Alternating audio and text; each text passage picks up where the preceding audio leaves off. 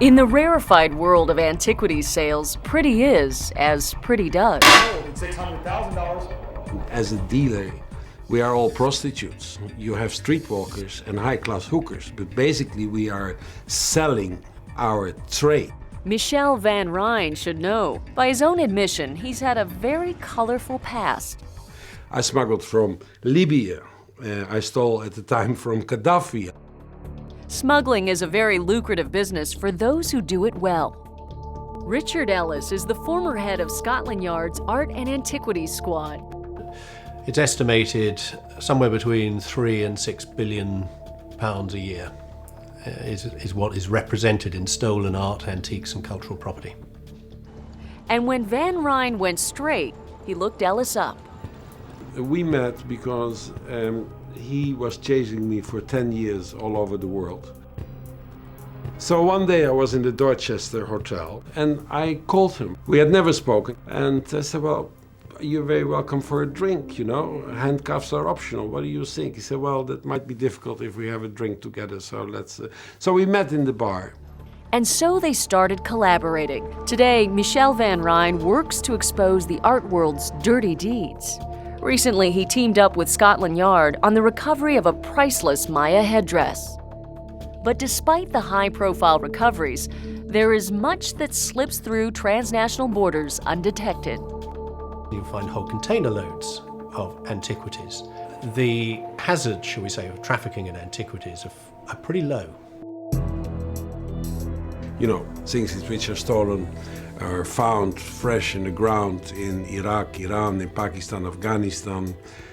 Nowadays, they are shipped via Dubai, where they get a different passport. I mean, they say, you know, a respectable Dubai firm who will re-export the artwork to London, to Paris, etc. So there are no questions. Once in transit, antiquities can be sold anywhere, but Ellis says the primary destinations are New York and London. But moving stolen artifacts is only part of the operation. To get top dollar, the object needs to be given an aura of legitimacy. It has to be laundered. One way is to create fake paper trails documenting its history or provenance. Provenance of an object is literally its history. Who made it, when it was made, where it was made, who owned it. Another way is to misuse legitimate tools. The Art Loss Register is a database of known stolen art.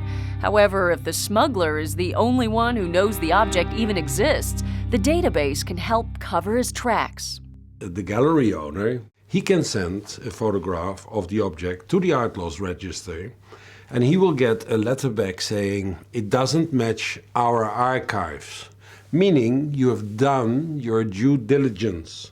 From that moment on, you can turn around as a dealer, knowingly having a stolen object, you have laundered it, and you can sell it to any museum in the world, or you can sell it to any collector or via any auction in the world. Furthermore, while some collectors believe that their purchases are saving endangered antiquities, frequently the opposite is true.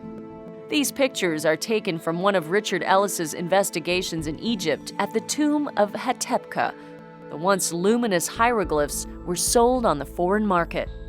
Tomb walls have been stripped to bare stone. The value of the object placed on it by the marketplace can be vastly different to that placed on it by the archaeologists and science. And when an object is illegally excavated, it loses its context. The cards may be stacked against the authorities, but justice can prevail. In 2006, Italian authorities were able to claim a set of Hellenistic vessels that had been looted decades earlier. On display at New York's Metropolitan Museum since 1972, the museum has agreed to return the artifacts to Italy after investigations into the dealings of a convicted trafficker revealed a faked provenance for the set. Examples like this one give hope that something can be done to stem the trade. However, it may only be a drop in the bucket. There isn't a country in the world that doesn't suffer from cultural property theft. Not one.